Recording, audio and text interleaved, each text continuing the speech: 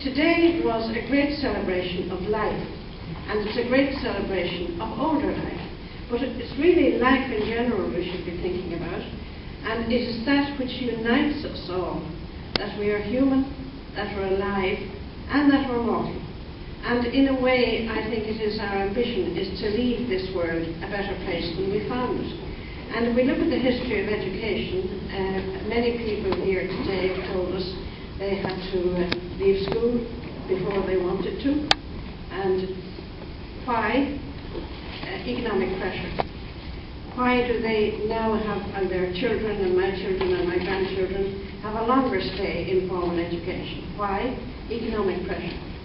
So, Trudy is quite right when she talks about the fact that if this is to continue, and we are to support the continuation of third level interest in us level people, it requires funding. Of course, as individuals, we will have to be prepared to help fund it. And I would say to Trudy that she talked about a fee of €60 may not say very much for a year, but the difficulty is if people are on the pension, which currently is €230 per week, it's fine if somebody lives with family, owns a house, and is generally maybe the centre of a social, maybe family unit. But for people who don't own a house and people are living alone, as they have said to me in the Senior Citizens Parliament, many people who have only the pension to live on, we don't live on it, we exist. And it brings me to the situation and aspirations of our organisation of the great march. It wasn't a march, it was a demonstration against the attack on older people, that is, to cut the medical card at the age of 70. What was it about? It was about the unimportance of older people. That's what it was about. And that was the challenge which we were answering. And there is a great ageism in this country, which is, oh, it's great you're so old, oh, you don't look your age, oh, you're great to keep going, you know, read the paper. But it is really a way of denigrating older people. You're past being part of the workforce, i.e. the official workforce. So if you're still here, be grateful you're here, and you're not what you otherwise. That sounds harsh, but it's true. Many of the time I've been at lectures in the European Parliament offices in Dawson Street, and it's horrifying the fact that there I have heard most often a lecture which is about the demographic time bomb, which is not a time to control, it's just a time to make policy about, and also the fall in the birth rate, which is not surprising, because in bringing up of children, there's also forgetting that the poorest people, not just in this country, but all over Europe, the poorest people are older women. Why are they the poorest people in our recognisable lifestyles at all? Because these poorer women and older women are the people who dedicated their lives to family upbringing and support, and therefore were not entitled to any pension. So you see, we have to look at politics. We have to look at the policies which have brought us to the stage we're at now, and the reasons why we do need a greater investment in education for the young, the middle-aged, and the older. Because we need to know about the world we live in, which is changing at a rapid, incredibly fast pace at the moment. We are just reaching the stage where we and the US itself will recognise that it is not the world power. And there will be a change, and the world power will be China, which is the most populated part of our planet. We know very little about our planet either, and we really don't know much about history. We don't know what was the policy which brought universal education, i.e. for the young, into being. Why in the 19th century did people have to go to school? Well, it had to do with really policy of making money and the kind of population you needed. And it also had a great deal to do with class divide, which was always there from the peasants in the rural areas, and now we have the peasants in the city areas. And in this country we have a tremendous divide in life opportunities based on the wealth of our parents. There are many children born today, yesterday, next week in Ireland, and will be greeted with joy by its family. But on the pillow of a lot of those children, there will be an invisible little label saying drugs, poverty, Mountjoy, prison. And they won't be able to escape from these destinations. Why?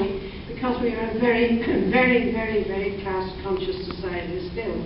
And we have these kind of dreams and notions that we're a wonderful, welcoming country. We are the country of the welcomes, etc., etc.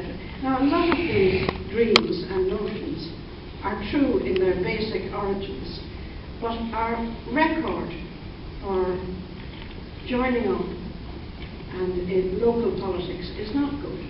We don't do it very much, and partly it is because we don't have the education to spur us on.